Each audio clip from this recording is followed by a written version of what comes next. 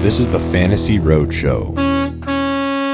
So let's transition to the pass catchers. We talked a little bit about quarterbacks, but I know you mentioned how much of a privilege it is to watch DeAndre Hopkins play. But following up with that wide receiver room, Treylon Burks, still a young prospect in the NFL. And then Nick Westbrook-Akine didn't really provide much help. So there's rumblings around the NFL that the Titans might sign a wide receiver, bring in some veteran. What do you think they should do to beef up this wide receiver room to get Will Levis some help? Yeah, no, it's a great question. Like Nick Westbrook-Akine, undrafted free agent out of Indiana, like worked his tail off. Very much a Vrabel guy. I don't expect him back. Like kind of like, again, like total respect for the guy. Should never have been put in the position that he was kind of handed. And that was a Vrabel thing. And Nick is one of a few players that kind of benefited from just being a super hard worker. Treylon Burks, I'm out on him. And he's unfortunately dealt with some very serious concussions, but trading AJ Brown was the worst personnel decision in Tennessee Titans history. And it's unfair that like, that's kind of who you're being compared to if you're Treylon Burks, but damn near zero explosion, inconsistent hands, unfortunately can't stay healthy. Obviously you can't do anything about concussions, but like, if you really want to scrutinize it, like does not play balanced. I was ready to ship Treylon Burks at the trade deadline this past year. So like respectfully to these players, I look at our wide receiver room and I see DeAndre Hopkins penciled in next year and like maybe Kyle Phillips. What I would like us to do, a guy, and I think he'll become available if he's not already. I have like Tyler Boyd penciled in out of Cincinnati. Obviously, this is a consistent thing from Callahan. Not the sexiest name. I know like Calvin Ridley's the headline right now. And like I'm not going to be mad about investing in Calvin Ridley. I think this team desperately needs or just a revamped room at whole. But I think a guy like Tyler Boyd would come with, obviously just like a lower salary requirement, but can be extremely productive surrounded by other talented guys. He's a good ball player on his own.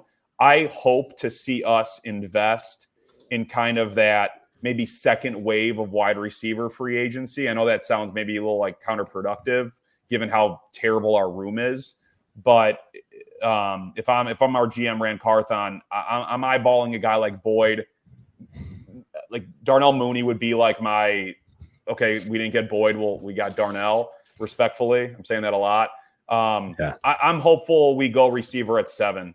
As much as I would be very happy with, a guy like Joe Alt if he's there, or I know it's a very deep tackle and receiver class in general, but my hope is to get a kind of that second tier free agent receiver and invest at 7, whether, whoever may still be there. Cause again, who knows how the draft's going to go. Stay away from Malik Neighbors. Okay. He's coming to the Bears. Neighbors is definitely stay away. I would run to the podium, but I know knowing the Titans is we do love Adunze. Yeah. So you mentioned like it's not fair to compare him to AJ Brown, and that was a horrible personnel decision. Part of that being a horrible personnel decision is that was the situation the franchise put Burks in. It was like we get rid of AJ to bring in the next wide receiver 1.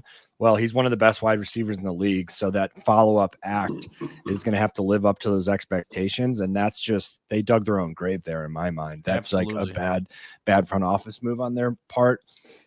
So yeah, I mean, I agree that they need to make a move. I think Higgins would have probably been the preferred option if he hit the market, given the tie to Callahan, given he's potentially a wide receiver 1. I mean, we haven't seen that yet with Chase being there, but you would think he has that skill set. And like, let's not sugarcoat it. The Titans are in the middle of a rebuild. So best man available at 7 makes sense, but like, let's not go blow our load on a receiver that is not a true wide receiver one, and then just be sitting here again, you know, in a year or two, like, all right, we have this contract and he's not living up to it, you know? Yeah. And I think that's kind of like someone that, you know, you're not wide receiver, a true wide receiver one is never going to be a detriment. But I just think in general, you're needing more and more guys who can win one-on-ones.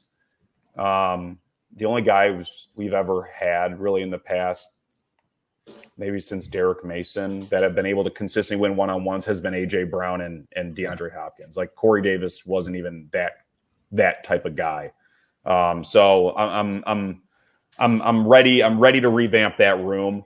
I'm ready for certain guys, particularly this guy Kyle Phillips, to get more of a chance than he did under Vrabel. But on the same token, like look, if Callahan and Karuk and Tyke Tolbert can unlock Traylon Burks, I'm not going to be mad about it. But I think that like the comparison to AJ is totally like the unfairness of that is totally a thing.